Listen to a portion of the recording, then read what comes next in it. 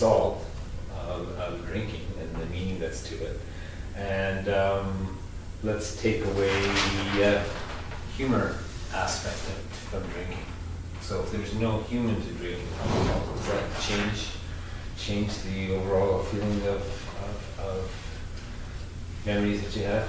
No, it doesn't. It's not always there. That's more associated with social. Okay. How about we take away this whole party aspect?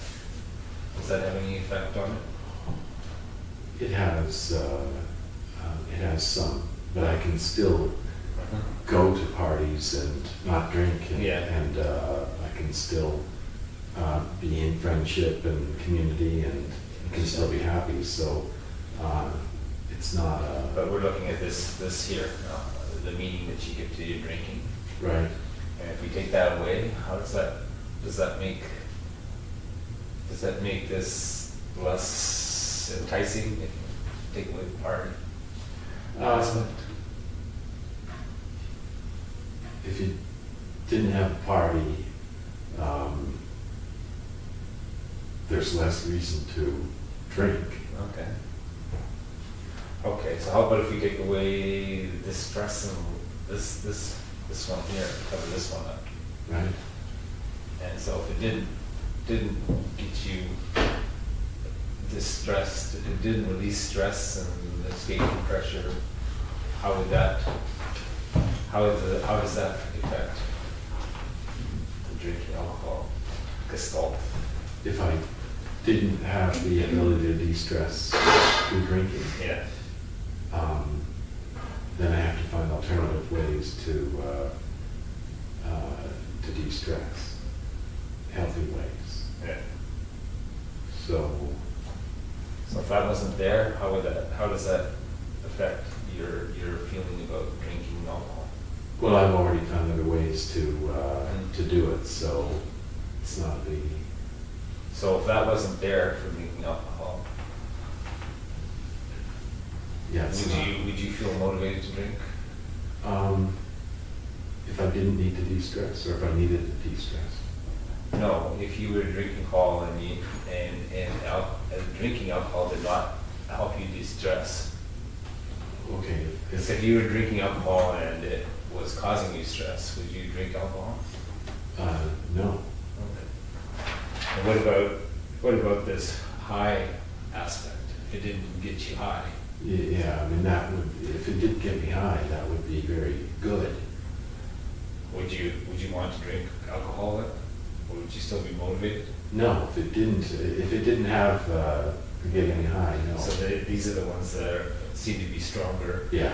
So it seems to go that way. Yeah. In terms of what happened. Yeah. That's what we call this exploring the structure. Right. Yeah. And so the next step is to commit to depleasuring this old pleasure. Is it something that you want? Absolutely. You want to depleasure this? Yes. And so can you just say no to the old pleasure, to this primary pleasure of drinking? I have, but I still, I struggle with it. I never had a physical dependency on alcohol, but I had a lot of pleasure associated with it. How about, can you say, this is just alcohol?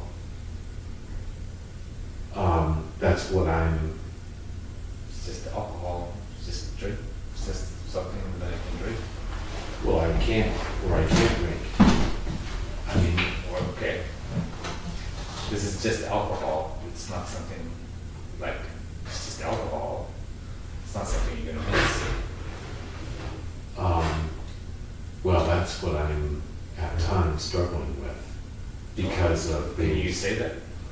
Can you say this? I could say this it. is just alcohol? Just alcohol, yeah, That's it. I can, my life, one's gone on for 9 months without it, and I can continue. I don't feel any urge.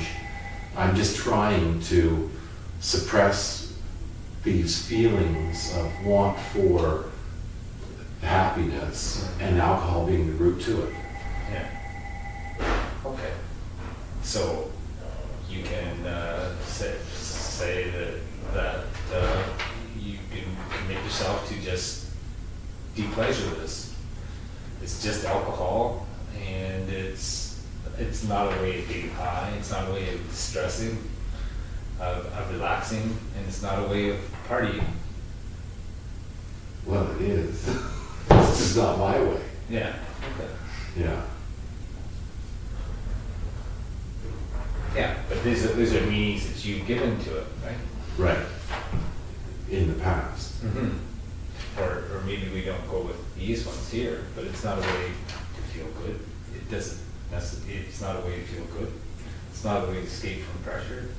It's not a way of celebration for community for you at this time. Because I've made a conscious choice, but it is a way to feel good. So But is it feel good because that's the meaning that you associate with it? No, that's how it makes me feel. It makes me, it gives me a buzz in my head that makes me feel good.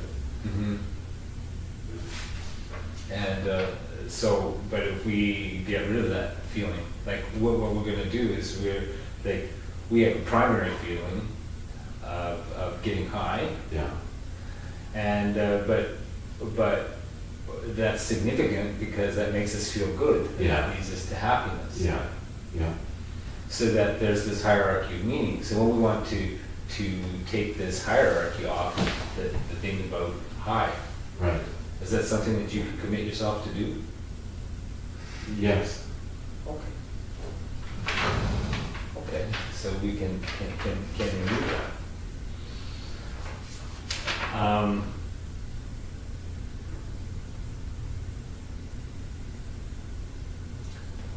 Okay, so now I want you just to, you've already had some experience with that, and just let your mind think about this overall happiness that you want, and your different the friendship celebration. This one that goes up to happiness.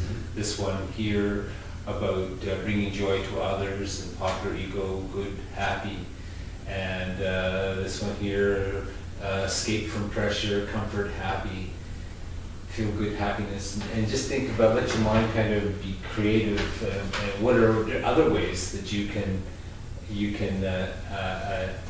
get these, go through these patterns, get this happiness through these, without this thing here. What are, can you think of, can you let your mind kind of wander and come up with some creative ideas for how you can achieve this without?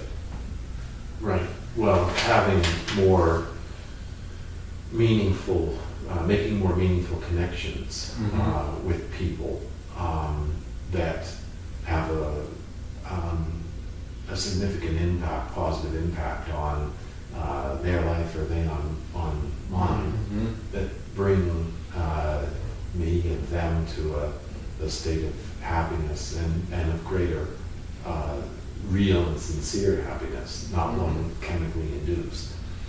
Okay. You know, and you can get into more passion, greater depth, Okay.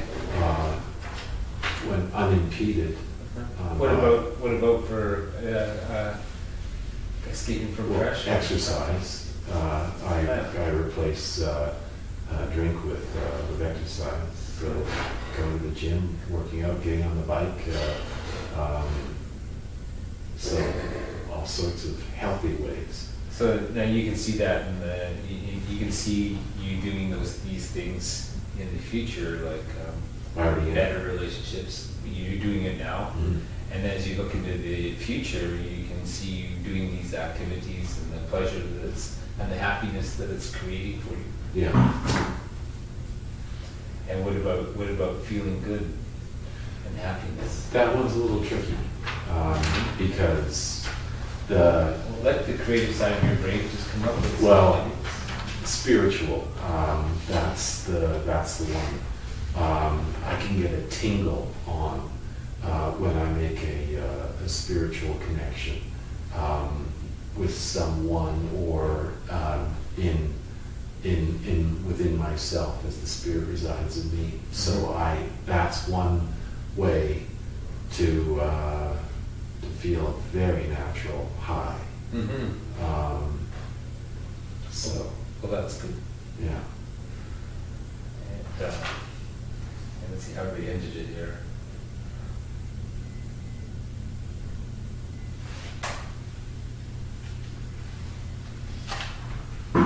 Okay, so now when you think about this happiness that you're getting through all these routes, and you just really think about it, you really get into that state of happiness that you feel, and that you will feel in the future as you think about times in the future when you'll feel that happiness, and you fully and what's it like to be fully engaged in that happiness without. Right. Well, it's a wonderful thing when fully engaged in happiness and through these means, friendship and passion, connection, being fully present. It's a wonderful thing to come at happiness. That natural route. Yeah. Great. Are you happy? I am unhappy. Is that it? That's the end of the pattern. Interesting. Yeah. Well, that's interesting. I thought there'd be a trick. I thought there'd be some, because I've gone through this has been almost for me more of an intellectual exercise. Because I've gone. Well, I think that part of it here is like we're thinking like distressing, like when you're doing the gym and stuff. That's a way of escaping from comfort. That brings you comfort. That brings you happy. Yeah, and I get natural endorphins through exercise. Yeah. So the endorphins I'm actually chasing because that's what my body. When you're in the presence of other people, that's celebration. That's community. Yeah. That's friendship. Yeah. That's happiness. And then just feeling good spiritually. So I think I know why this wasn't as an epiphany for me is because I already am breaking from the addiction. Or sure. I'd say, I can't go as far as to say I've broken even though I haven't drank for 9 months. Because I still sometimes want this, this little buzz to come, because that's so easy. And so I'm still, I still have to, and then I think I project ahead about, a life, I'm 46 years old, and a life ahead without just, a glass of wine. Then I think maybe it will be a glass of wine. But anyway. But like the thing about addictions are that there's a natural threshold. And it's because we give it meaning that we go beyond that threshold. So that's what we want to do. We want to make this just alcohol, just a drink. Take away all the other meaning from it. That's what this does. Right. Okay.